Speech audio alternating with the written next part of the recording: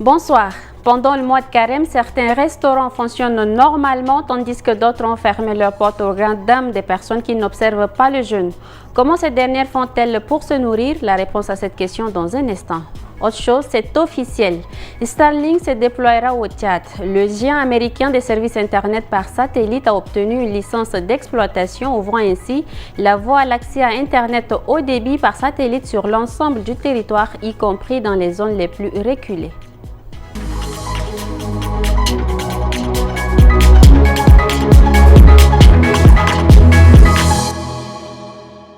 Bienvenue à tous. Le gouvernement tchadien a conclu un accord de partenariat avec Starlink, le fournisseur américain des services Internet par satellite. L'accord a été paraphé cet après-midi à l'ONAMA. Avec cette convention, Starlink a obtenu une licence d'exploitation permettant de déployer un accès Internet haut débit par satellite à travers tout le pays. Abakar Lambert, Guémé Moussa et Rassam Mordim Leila. Signature, poignée des mains, large sourire. C'est le bout du tunnel pour les autorités tchadiennes après des mois de négociations avec le géant américain Starlink, fournisseur de services Internet par satellite.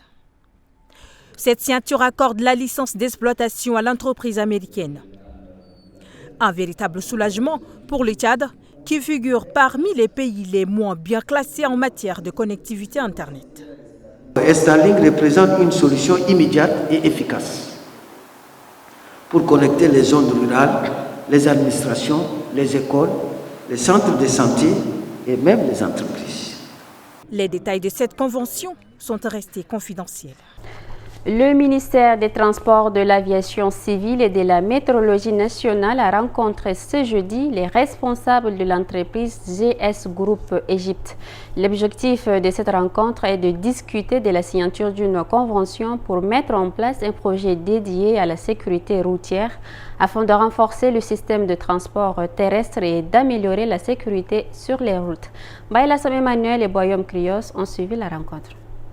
Les discussions ont été principalement axées sur la faisabilité de la signature de cette convention dans le cadre de l'amélioration de la sécurité routière et de la prévention des accidents de circulation. La convention prendra en compte des systèmes numériques et intelligents pour le contrôle routier et les transports terrestres. Le groupe GS Égypte se dit satisfait du niveau des échanges jusqu'à présent et reste optimiste quant à la concrétisation du projet. Nous sommes actuellement à la phase finale de l'accord avec le ministère des Transports et nous attendons, si Dieu le veut, la signature définitive après les approbations nécessaires pour mettre en œuvre le système dans le pays.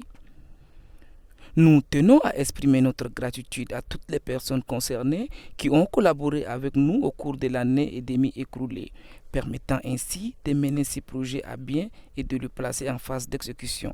Avec cette entreprise, le ministère des Transports entend mettre en place des solutions innovantes pour lutter contre les accidents de la voie publique.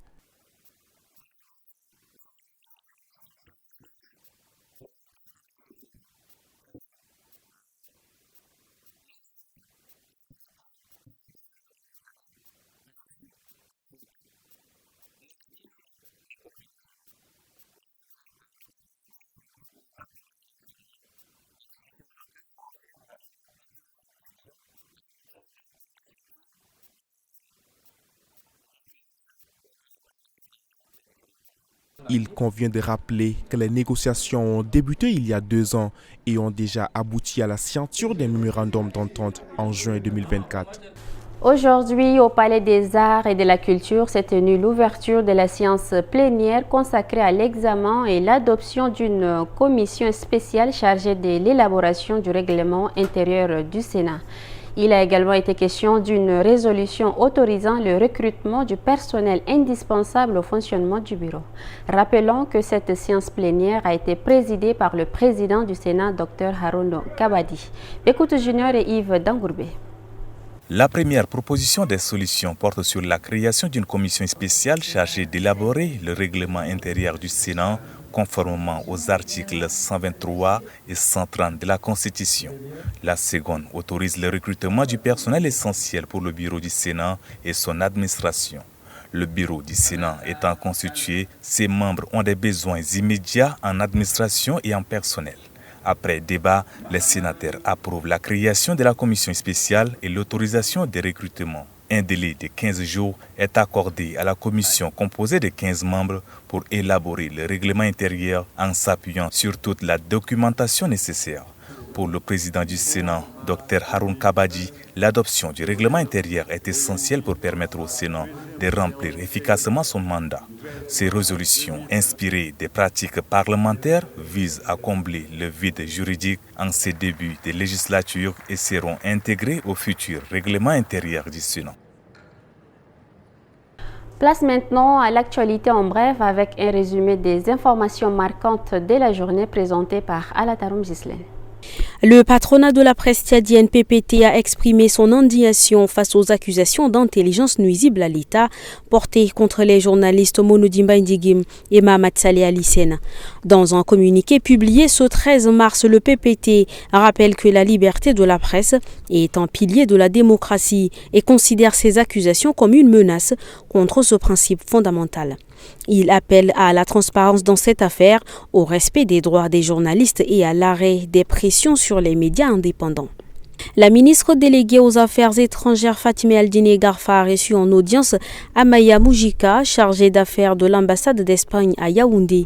La diplomate a présenté la nouvelle vision stratégique de son pays pour la période 2025-2030, visant à renforcer les relations bilatérales et à approfondir la coopération dans les domaines d'intérêt commun. Le ministre de la Santé publique, Dr Abdelmajid Abderrahim, a accueilli une mission de l'agence de coopération rwandaise conduite par son directeur adjoint Jean Freddy. L'objectif est d'évaluer la faisabilité d'un système d'information sanitaire et d'un modèle d'enrôlement des assurés au Tchad. Cette initiative vise à soutenir la Caisse nationale d'assurance santé dans la définition d'une architecture adaptée et à identifier les stratégies nécessaires à sa mise en œuvre. L'Office national pour la promotion de l'emploi a lancé ce matin les activités des guichets d'emploi dans les universités, notamment à la faculté des sciences et de la médecine.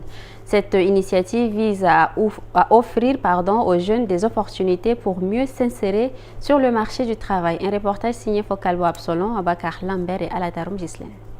Le projet des guichets d'emploi de l'ONAPE repose sur un constat majeur mis en évidence lors du Forum national sur l'emploi. Il existe un décalage structurel entre l'offre d'emploi et les besoins du marché du travail. Cette initiative vise à apporter un service de proximité aux diplômés de l'université de N'Djamena en associant les compétences de chacun dans son domaine pour améliorer la qualité de la formation, l'orientation universitaire et professionnelle ainsi que la recherche scientifique. Plus spécifiquement, de permettre une mise en œuvre optimale des formations par apprentissage ou en alternance aux diplômés, aux chercheurs d'emploi. Le directeur de l'Office national pour la promotion de l'emploi présente l'objectif de cette initiative. Ces guichets emploi auront pour mission essentielle d'accompagner les étudiants et les jeunes diplômés dans leurs orientations professionnelles et leur insertion sur le marché du travail, d'offrir des formations complémentaires pour renforcer leur employabilité et développer leurs compétences en adéquation avec les attentes des employeurs, d'encourager à encadrer l'entrepreneuriat en apportant aux jeunes porteurs de projets les outils d'accompagnement nécessaires à la réussite de leurs initiatives. 3 guichets ont été mis à disposition des étudiants, 1 à la faculté des sciences et de la médecine et 2 à la faculté des sciences juridiques d'Ardé-Djumbal. En cette période de carême, temps de jeûne pour les musulmans et les chrétiens, certaines activités tournent au ralenti, surtout en matinée. Pourtant, un restaurant a fait le choix audacieux de continuer à accueillir ses clients même en plein carême. Découvrons ce reportage signé Guémé Moussa, Maxime Solmengar et Rassom Mordim Leila. Il lui a fallu traverser toute la ville pour trouver un restaurant. Ici à Moursal, à environ une dizaine de kilomètres de son lieu de travail, Farcha. Mais c'est un peu difficile parce que, vous voyez, les moyens avec la distance, tout ça, c'est pas facile. Mais vous savez que quand on a faim, on est obligé de faire des kilomètres pour chercher quoi manger. C'est comme ça que je suis obligé de quitter la part pour venir jusqu'à ici, pour faire manger. Ce restaurant niché dans le 6e arrondissement fait partie des rares établissements à continuer de fonctionner pleinement durant cette période des carêmes. Cela fait bientôt 2 semaines que les musulmans et les chrétiens du Tchad observent le jeûne. Pour ce restaurant, il n'est pas question de fermer temporairement. Une décision qui semble porter ses fruits. Avant, nous avons aussi de la clientèle, mais comme le ramadan est tout alentour de notre restaurant, il y a certains endroits qui ont été fermés et je peux dire que cela a été aussi un avantage pour nous d'avoir assez de clients parce qu'il y a certaines qui ne trouvent pas d'endroit pour manger, autres, donc ça fait à ce que ça nous a un peu soulagés. Certains restaurants ne sont pas les seuls à fermer temporairement leurs portes.